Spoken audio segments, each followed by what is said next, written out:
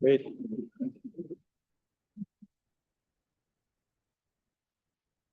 This time I'd like to call the Monday, July 8th, 2024 regular Layton County School Board meeting to order.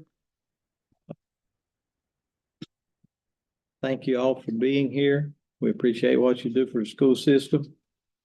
And at this time, we will call on Mr. McCoy to do our invocation, and then we'll do our pledge. I'll stand.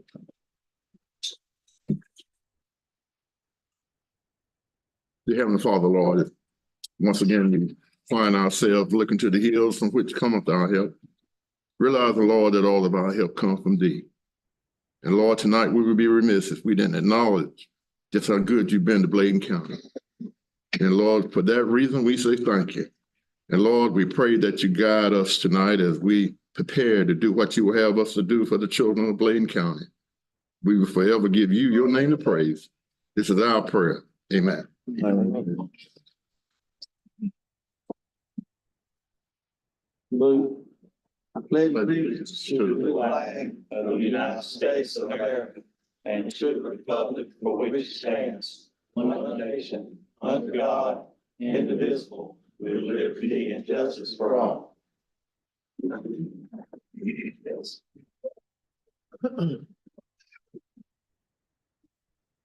Move down to number 4, and I'd like to entertain a motion that we adopt the agenda for tonight. Sherman Benton, I move that we approve the agenda for tonight. Second.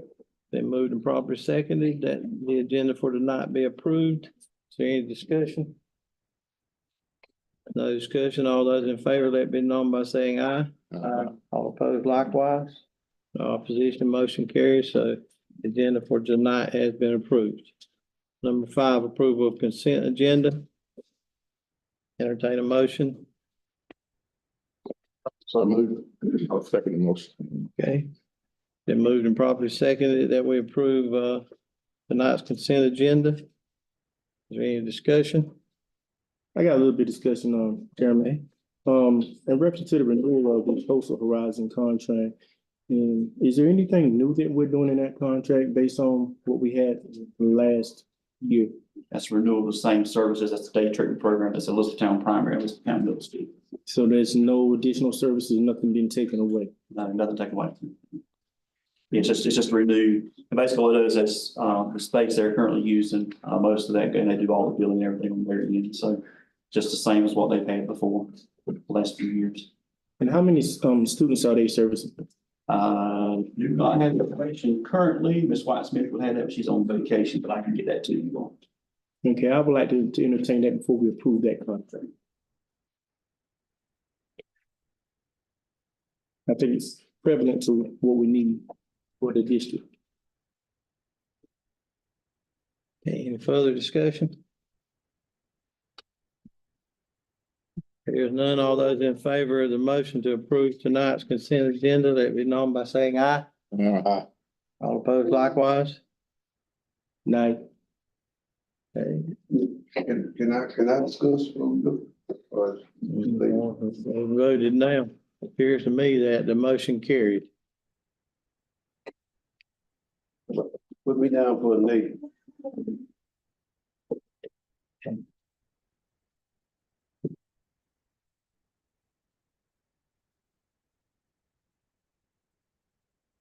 Number 6. Spotlights and recognition. Anything, Dr. X? Yes, we have one. Tonight we have Ms. Kaylin Akers, West Lake High School, who won the White Lake Music Festival logo contest. And the logo will be used for the 2025 Water Festival. So Kaylin, if you'll step forward, that's just important. There you go.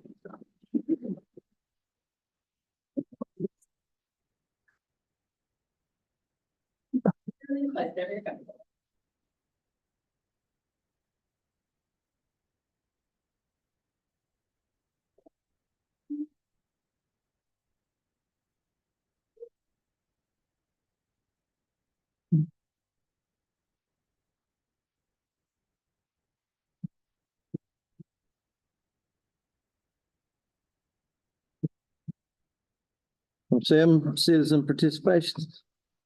Chair Benton, board members, we do have one, Ms. Minnie Price. For the board policy 2310, the first part of at least one regularly scheduled board meeting will be set aside for citizens to address the board in public comment. Each speaker will receive 3 minutes to present comments. However, the public comment session will not exceed 30 minutes total, except by majority vote of the board. During the public comment period, the board chair will recognize speakers in the order in which they signed in. Substitute speakers will not be permitted, and speakers may not donate any portion of their time to another speaker. Board members will not respond to individuals who address the board except to request clarification of points made by the presenter.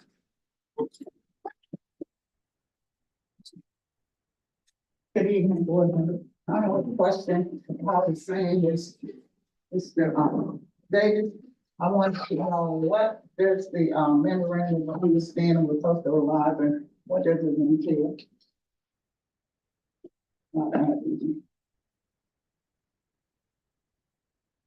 The MOU, as I've already stated, is the day treatment program that's currently in place at Elizabethtown Primary and Elizabethtown Middle School. That's just being renewed. Ms. Brayboy is a good principal, has been former principal of Elizabethtown Primary. Ms. Brayboy, how long have you had that program at Elizabethtown Primary? Since I've been there, was under another name at that time, but it was still also when I was KP. So So several years. 7+ years. Okay, so that's just renewing that program that's been in place, the day treatment for that. That's what this MOU covers. Ms. Braybo, would you know by any means how many students are being serviced? I will tell you what I know, they can take up to 10 to 12 students. They can take up to 10 to 12, but you don't know currently how many they're actually servicing. I know that it's not 10. It's not 10, okay, so under 10. Okay. Still want those numbers, Mr. Jones. Dr. Atkinson, when the concerned citizens came to you in back in April, you said that Horizon was not working with the school system anymore. Then you saying that it's been in the public school for a long time. No, ma'am, I did not state that. I said that we tried to do another services for them at one point. There were some challenges there because of providers, but this day treatment program has been in place. So that had been served, and those folks have been dedicated to the day treatment program for both schools. So, but it's not in any other school. No, ma'am, the only 2 schools that is set up for is Elizabethtown Middle, Elizabethtown Primary. That's where that program is. That was in place before I became superintendent, so I'm not sure why those 2 sites were designated. Ms. Brayman will clarify, I'm not sure if any students are transferred or bused to that for day treatment. But all those are at sites, so those are, so that's not a question I can answer why it was set up for those particular 2, but that's been done for quite a while. But still, you told us that Horizon was no longer working for the school system. No, ma'am, I did not make that statement in that meeting, and Ms. Brown, and Ms. Weissman was also present for that meeting, could verify that same thing. Okay, we'll move on to number 8, action items, 8.01. Approval of agreement with Franklin Covey Education Leader in Me program for grades pre-K 8. Dr. Atkinson. Thank you, Chairman. Board members, there was additional information that was requested, with the school districts that are working with Leader in Me. We did get the information, together. This would be for our pre-K 8 schools. This is designed around character education. There's a list provided for you of other districts that are using Leader in Me, and they've already had some meetings with our principals and leadership team to discuss the process. Districts currently in North Carolina got Alamance, Berkeley, Alexander, Ash, Buncombe, Catawba, Charlotte Meck, Craven, Gadsden, Granville, Guilford, Harness, Henderson, Heights, Iredell, Statesville, Jones, Lexington City, Lincoln County, Mount Airy, Nash, New Hanover, Oslo, Person, Pitt County, Rutherford, Swain, Union County, Wake County, Warren County, Wayne County, Wilkes County, and Winston-Salem, Forsyth. In talking with others in other districts, the program has obviously showed great benefits, reduction in disciplinary incidents, as well as trying to build and maintain a positive school culture. And I'm requesting the board to approve this. We do have grant funding that has also been available to offset the cost for the district on that as well. Jason, question. Yes, sir. Those counties that you listed, those are not full counties, though. Well, you got something like Wayne County would be tier 1. You've got some others that are Craven, some others, Hyde County, small districts, Lexington City, Mount Airy City. Sean, You got kind of a mix, you got a mix between some that are urban and some that are rural. Well, you know, I wanted to know how we were gonna be paying for this. The last time we discussed it, and you said something about having Title I money to pay for. There's some Title I set aside that carried over that we have to spend. How much is that? We carried over about $800,000. Yeah, so we had a certain percentage we're gonna have to get going. This would take care of 15%, I think is what we have to do. We're required by DPI to liquidate that, so this will be The teachers were there, excuse me. well, it would depend on the number of years of experience that teacher would have. Some of those funds, it depends on if they are budgeted for salaries or budgeted for instructional materials. So that particular money was not set aside for salaries in that federal, that was for instructional materials and that kind of thing. You know what I don't understand about this is how, as poor as we are, we can save up $800,000. Well, Ms. Harrison, can you kind of speak to how that money kind of builds up and how it moves over? Because you expect to carry some over anyway, but explain it. We receive that funding yearly, and every year money's carried over. We carried a little over $1 million over last year. A goal is to carry over some of that money because you gotta have money to start the new school year. So that's where the federal funding comes from that. Money's allocated to the schools. Every school is allocated money based on their per pupil. Well, what's Title I money is allocated for? What is Title I allocated for? Yes, ma'am. It's federal funding that comes through the federal government. It's a grant Yes, ma'am. that we get based on, there's a lot of criteria. Mr. McCarthy's in here and he handles that grant. There's a lot of criteria that goes through that. And there's a ranking order based on the low performance, based on the low wealth. Based on the rate of students, percentage of students at school that are free and reduced. Right, and then there's a ranking order based on how much money is given to each school, and the grant has to be written in that way. But I think that I requested to get information about the allocation of the monies to each school. The high schools don't get any, do they? They're not Title I schools. Well, why I haven't received that information? I mean, the information helped me base, how I vote and how I make decisions. Mr. McCarthy, y'all have allocations for this year or this school year set already?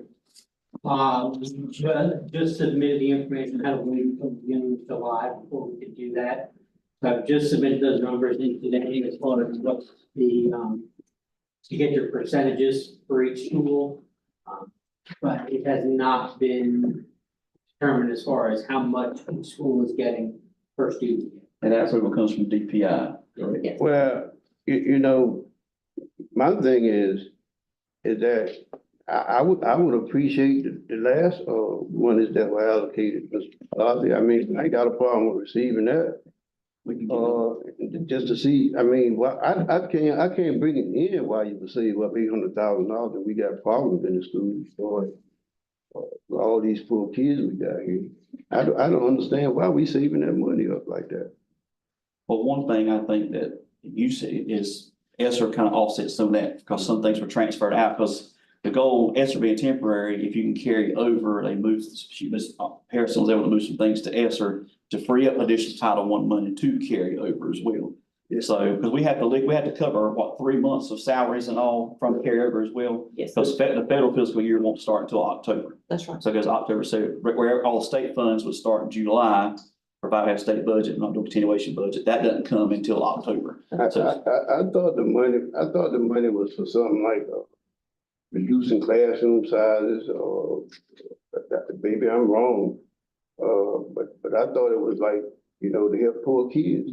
And schools do that. We've had several principals that will take money and hire a new position to reduce the class size. So the schools do that, and they have that autonomy to do that because they get their pot that comes from DPI and they have full autonomy to spend that as a school. A lot of times they do additional positions. It might be a classroom teacher or two, might be a teacher assistant to help and a teacher. And some of you have done some things with even an additional elective position that would help to provide, make the class size smaller and help the schedule. So the schools have done that. Jason, you know, Mr. Hester told me when he came and spoke at the other meeting, that we really need to know how monies are being spent, how things are being handled at the central office. And he made a good point.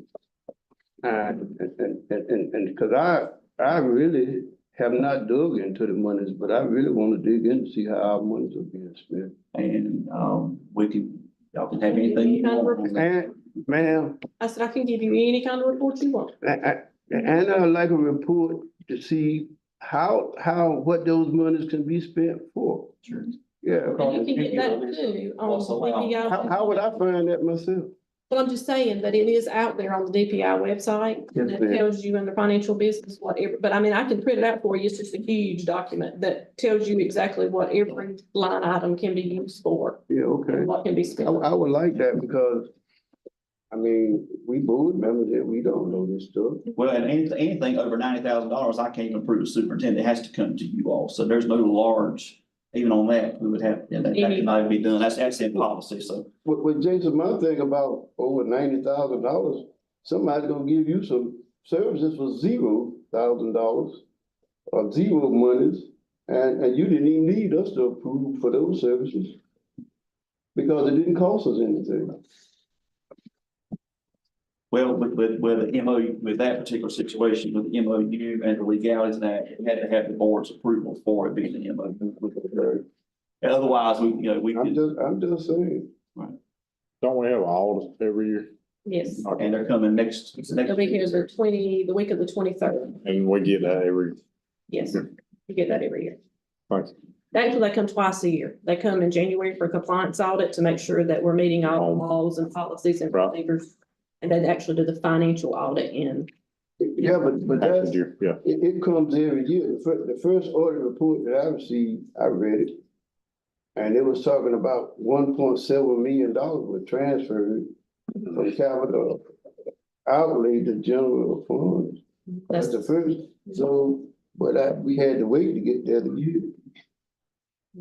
It could have been stopped earlier.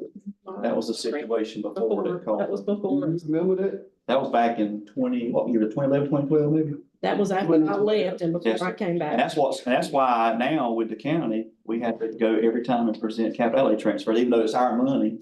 We have to actually spend the money ourselves and then go request the money to be repaid back. Back to the county. So And we have to that use came as a local money to result do of that. Because the only way you can transfer capital outlay money at all, the county commissioners have to approve. So that's what happened in that situation. It got moved. And we've been real clear, we haven't done that, we didn't try to do that. If we had a financial issue, you all be the first one to know about it before we'd ever try to go ask the county for additional money. But that has caused that's caused a ripple in having to do that. See, most time you would be budgeting that money, you would have to just go ahead and we as a board would go and just approve things as we need to. But unfortunate now, because that happened, Mr. Roden, and like I said, that came a year after the fact on that. Yeah, after the fact. And the raining in the building, they could have fixed roofs with it. And they had it over in the general fund over there. So that's why we need to be checking on these monies, guys. What's the approval of the board, or what's the, pleasure of the board on 8.01? I think we ought to study this thing, man. I'm looking at these big counties with all this money, they can afford this. And, we need to spend our money on our poor kids like they say we're supposed to do. Well, so far, there's been no motion or no second. We need so- more information about what Franklin Covey is and the Leader in Me program is. Okay. So I will get the information from Ms. Harrison and Mr. McCarthy on last year's Title I and this year's Title I. I'll schedule send that to you as soon as I get it, and then we can bring this to you all.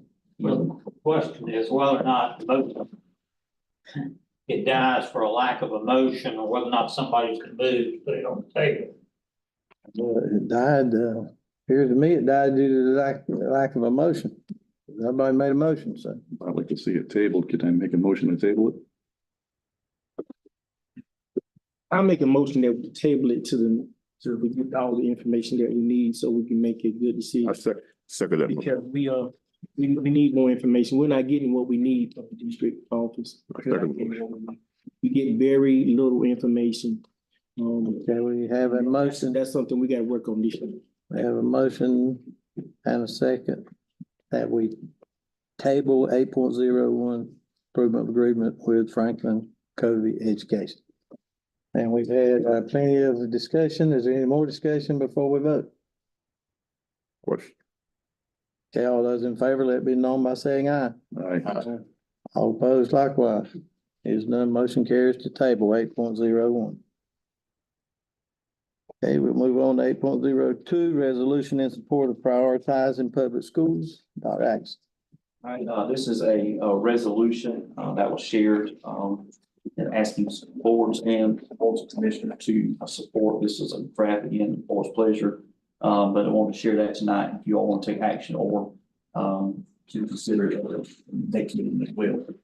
This is a resolution in support of prioritizing public schools and opposing unaccountable tax funded private school vouchers. Is whereas North Carolina's public schools are vital components of our community, providing transformative education, fostering opportunity, and contributing to economic prosperity.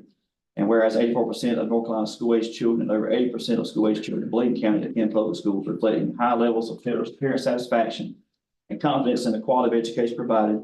And whereas it is imperative to continue investing in public schools to uphold their critical role as pillars of community cohesion and economic prosperity. And whereas North Carolina public schools are governed by our local communities, it is imperative local leaders advocate for our public schools and the successors and challenges they face in providing a sound basic education for all students. And whereas North Carolina public schools have achieved significant measured milestones, including record high graduation rates, increased workforce credentials earned by students, and national recognition for educators. And whereas despite these accomplishments, North Carolina faces challenges such as inadequate funding for public education, ranking nearly at the bottom nationally in K-12 funding and lagging behind our neighboring states in teacher compensation. And whereas diverting taxpayer funds towards unaccountable taxpayer funded private school vouchers undermines the integrity and effectiveness of North Carolina's public education system.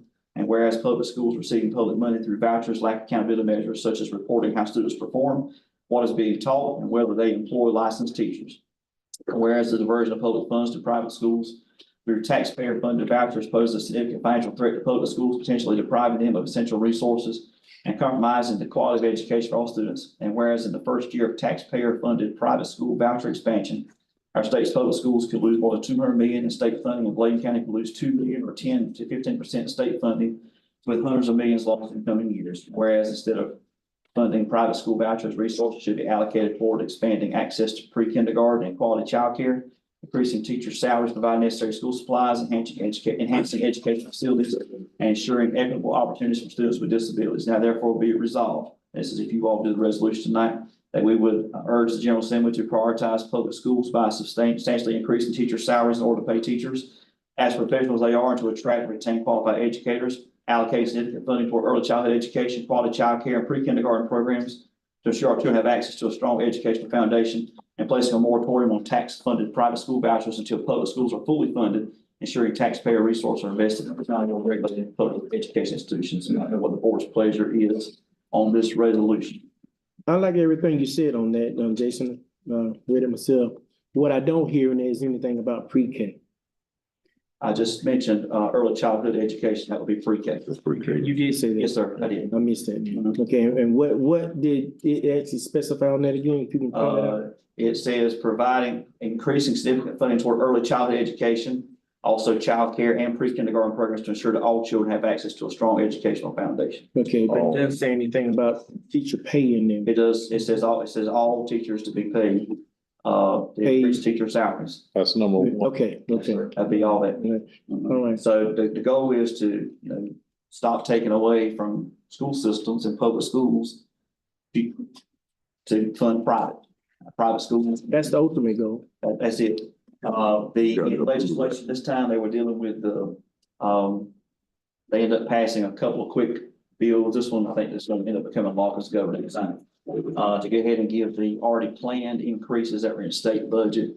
That did not include any increase in private school vouchers. However, the door was open that they could reconvene over the next few months until the election and the new legislative session, if they want to come and take it up, they could. Mhm. So they're just urging boards and county commissioners, boards that they would show their support for public schools. So, that's why this is a sample that came from them. I think it's very well written and talks about really the need that we should be funding our public schools because taxpayer money is for public funding. So, Motion to approve. Second. Then moved and properly seconded that we approve 8.02 resolution in support of prioritizing public schools. Is there any discussion? Yes, Dr. Atkinson, that resolution said that 84% of students attend public schools. What percentage of funding do the public schools get? Does it match the attendance? pretty much they fund us off our APN. And that 84% actually covers even the public charters in Bladen. So we have probably, there's about 1,000 students, I think they told us, are between homeschool and private schools that would be in our system. Because anybody can call DPI, establish a homeschool, get a school number. I can remember years ago, back when I was in the classroom, Bladen County had close to 8,000 students in the school system. So, I mean, we're right now with our pre-K, we're a little over 4,000, we're half of that. And I mean, so, but we're already, as Ms. Rowe, like you've already shared earlier, as a tier 1 district. I mean, we keep getting cut. And this is another example. We had a situation with, and Ms. Harrison was, I think it was either at-risk funding or low wealth. They actually reduced districts getting low wealth, which would be Bladen County, to create a grant program that non-public entities could apply for and get that state money that was meant to be for the kids, part of it for kids here in Bladen County. So we lost, what was it, $700,000 this past year to that program to credit to them for them credit. Did that money go outside of Bladen County? Yes, sir. Absolutely. If anybody in the state could apply for it. Okay. So it was blatant, if that money was, that 700,000 was ours. And anybody in the state could apply for that particular grant. And I forgot what the premise of the grant was. Mr. McCarl, they mentioned that in the federal programs thing. But I mean, it could be, they could just come up with a proposal. You had, several organizations, people or even forming organizations try to apply for it, just to get that money. But I don't know if anybody in Bladen County was awarded even that particular grant, so no money stayed in the county at all for that, what was taken from us there. Well, okay, all those in favor, let it be known by saying aye. All opposed likewise. Here's none, motion carries. Move down to number 9. This time I entertain a motion that we go into closed session for the purpose of discussing personnel as per NCGS 143.3 to consult with an attorney if needed, as per NCGS 143.3, and to discuss student reassignment and student discipline as per the 1974 Family Rights and Privacy Act. Move that we go in closed session.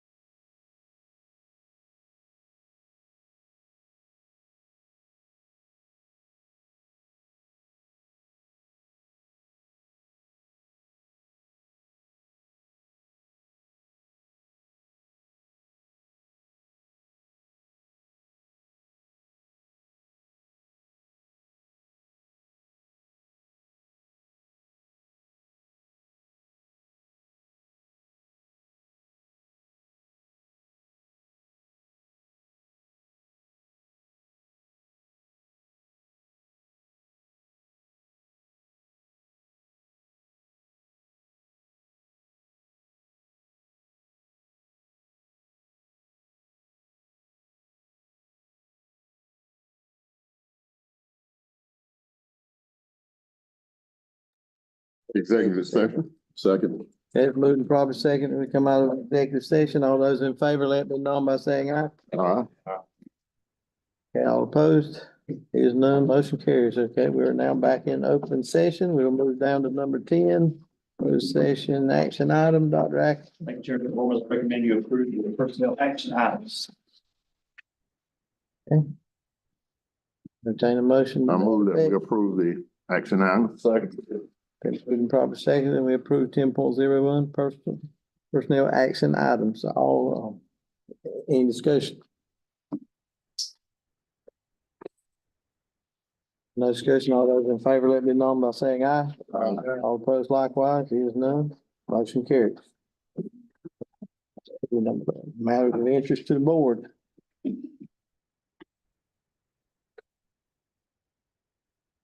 I would like an update on where we are on stuff going on within the school as far as maintenance and stuff like that. Is it possible? Do we have somebody here that can tell us what's the business here? Well, let's start with Bladenboro Middle. What issue though, I mean? I would just like an update on where we are on that school and what the things we're getting done over there. Yeah, Bladenboro Middle. We just had to hear before, and we gotta go change some sockets out, but everything's up. You talking about the old auditorium? Yes. It's been shut down. I think I gave Dr. X, this Brown a letter back with Dr. Taylor. They did a private study and Dr. Taylor had that issue closed down because it's got air quality, the building, it's got the mortars leaking through, but they have. Yeah, we talked about that months ago. Yeah, so we're still in the same status. Got you clear to leave me over. Yeah. Where's that? Where's that letter? You want me to get it? What's the, give everybody a copy. Just get it to all the board members. Yeah, we all. And that recommendation came from who? It came from when Dr. Taylor was here, through the health department, they did a private study. And they did the air quality. Right. Check what's good. Right. It's about a page long, Yeah. but if they don't have it, I can go to the truck and get y'all. Right, was that- Yeah, because it came out it came out Okay. last year. We talked about it. We talked about the air quality going through the actual building, getting into the other sections of the building and how it's gonna shut it off. So at this point right now, there's no air going through that section. Is that correct? It's air there, but the quality is still bad, because the building is old, it's outdated. It's either gonna have to be rebuilt or tore down. Yeah, we discussed that too, and then that's a mess. What about mold? For years and years, we were told that there was mold there. Where's the test that proves there was some mold there? See the paper? That was before I took it. Did the paper reference mold? Well, if they didn't do a mold test, they don't know if it's mold. They can say anything they want to say, but if they didn't do a mold test, they don't know whether there's mold there or not. It's got a list, I can't remember honestly, Chairman, I can't. What about all that junk that's stored in there? That is not a junk file storage area. Is it still there? That section is closed off. And the school put that there. Yeah, they started storing stuff in that section, moving it to that section because they knew that. The school, you telling me all those ladies there has moved that, all that furniture and stuff there? Yeah, either custodians or somebody from the school. We don't even go in that section. Right, they shouldn't be going in it either though. Yeah, they don't have students or nothing. No, but I'm saying they shouldn't be going in it, period. If they start storing stuff in it, they're gonna have to go in and start getting stuff out there. They need to stay out of it. It needs to be completely closed off. Well, apparently it has been. It's gonna close off, but they still putting stuff in there, so they're going in there, they leave. Well, it's according to who you're talking to. Who is they?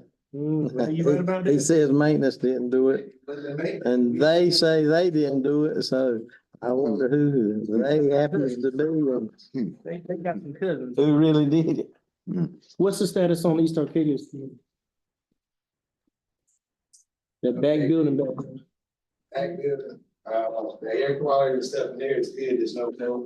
Yeah, I know, It's open and ready to go, pre-K class. right, I know about that. Read it out. done. You're right. New air conditions, Okay, yeah. all of that, and new duct. Yeah, thank you for that part. Well, how we doing on the painting? And then where the whole school's been painted. No, I'm talking on that back side of that building. They don't use that.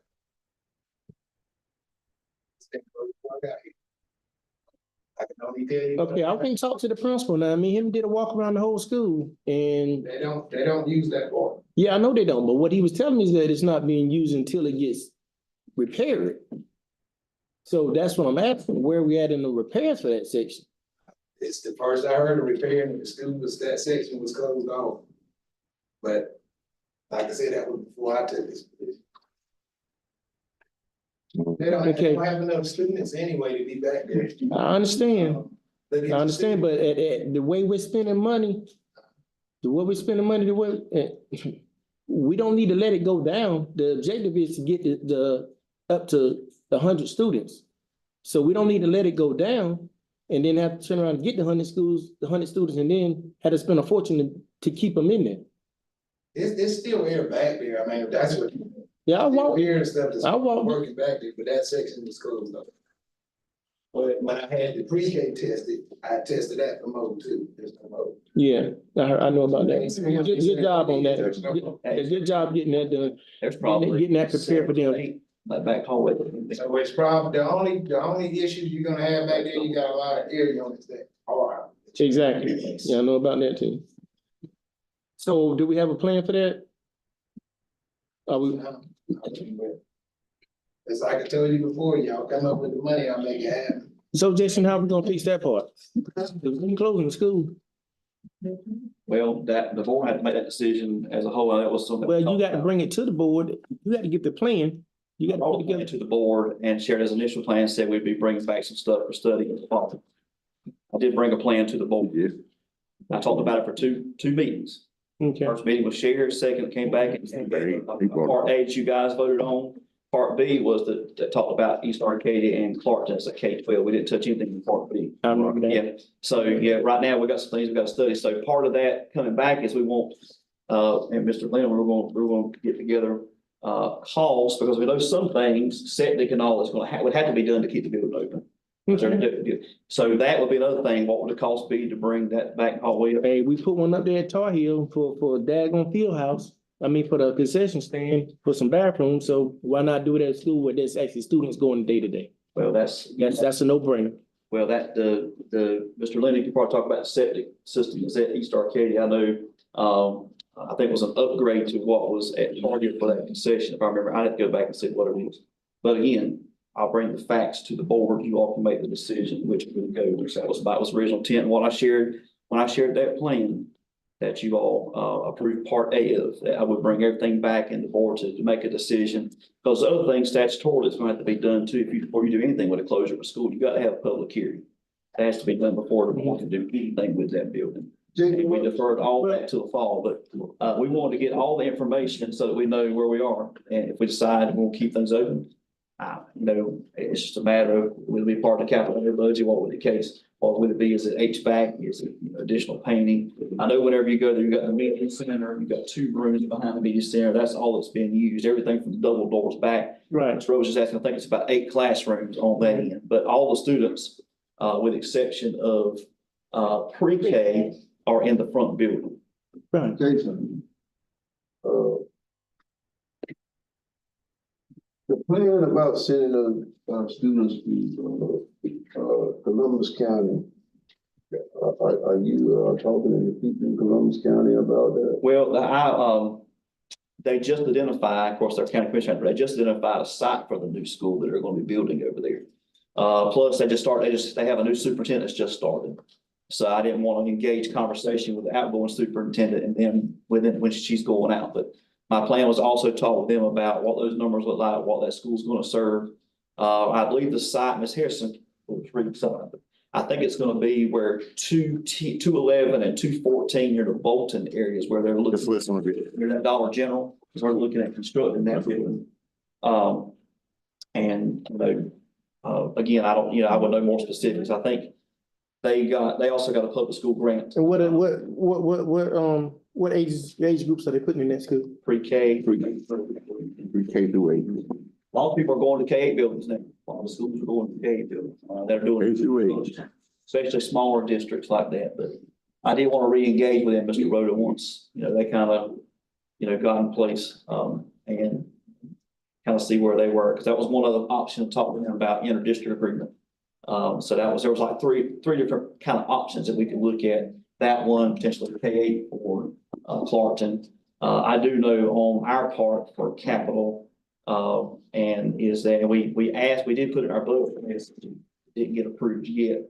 We'll have to approach the county commissioners about, number one, if we can do both projects at the same time in the capital district, that's the Bladenboro and Elizabethtown, additional multi-purpose wing classroom space. You talking about E-Town primary? E-Town primary Mhm. and Bladenboro primary. Mhm. And E-Town primary also needs cafeteria. And so, what we asked them for and what we mentioned in the budget message was that we needed them to commit to provide the 5% match that's required for that grant. We're eligible to apply again in the fall. So we're gonna want to approach them relatively soon. I think our next step, I'm gonna talk with Attorney Rob Malone, is to get ahead and get a designer on board that can design, because you're gonna have that to get pricing, and get a design for those two facilities. No one has given us a clear answer. Can we apply for both at the same time, or do they have to be done? I'm hoping at the same time, but I think both of them can probably be done for the cost, under the cost of what the whole brand new construction was at Tar Heel. We won't no less than 10 classrooms in a new construction, a multi-purpose space. There is inclement weather outside they can use. And obviously, Elizabethtown Primary is a cafeteria. The goal then would be to take the existing cafeteria to make additional classrooms there as well. They can probably get 4 classrooms out of the existing, or 3 to 4 classrooms out of the existing dining room now. That would be additional. Elizabethtown Primary is definitely busting at the seams. Bladenboro Primary is pretty much busting at the seams as well. They're utilizing every space, closet, everything they can, and they don't even have 5th grade there. The goal of that too is to get 5th grade back at the primary school across the county. Our other schools have 5th grade, but we don't have 5th grade at Bladenboro Primary or Elizabethtown Primary. They just not at 5th grade. And we do know kids do better at the elementary level in 5th grade. Mhm. Okay. Anybody else? Okay, well, board chairs report. I've already asked some of my questions, so we'll move on to number 13, superintendent. Mine is brief because we're in summer. Reminder, we're still on summer hours through August the 2nd. The schools and district, we all open on Monday through Thursday from 7:30 to 5 with a 30-minute lunch. Also, we'll start back regular hours on August the 5th. It's hard to believe that the next board meeting, our early college will be in required work day starting that week. And our optional work days for traditional school will be taking place. So our next meeting will be on Monday, August the 12th at 6. It's an exciting time. The summer has been nice, but it is flying by fast, but we have been staying busy, getting prepared for the new school year. And Chairman Ernest, we appreciate your support and everything. That's all I have for tonight. All right, we'll entertain a motion that we adjourn. Motion to adjourn.